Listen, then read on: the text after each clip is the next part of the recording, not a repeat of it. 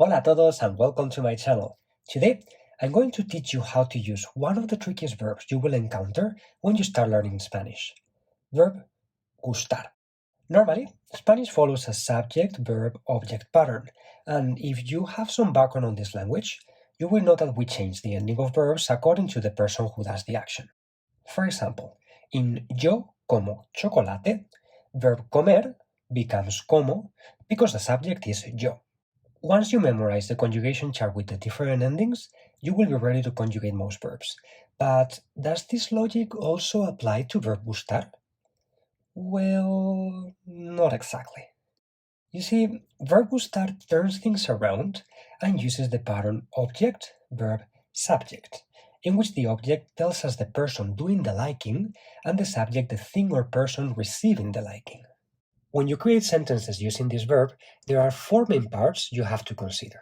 First, we have the object and the pronoun, which, as I mentioned before, tell us about the person doing the liking.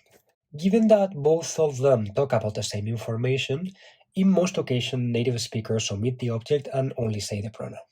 Then we have verb gustar, which becomes gusta if there is a singular subject or an infinitive coming afterwards, or gustan if the subject is plural. We can also create verb gustar so we can express how much we like something.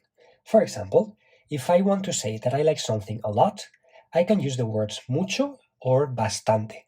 Or if, for the contrary, I really don't like something at all, I can use the word nada. There are other verbs like encantar, interesar, doler, or molestar that also work the same way as gustar. So if you want to use them, go back to the chart I showed you earlier on the video and just follow the same pattern.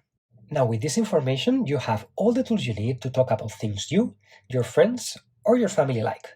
Don't be afraid to combine and experiment with what you have learned on this video. And if you have any question, write them down in the comment section below. I'll see you on the next video.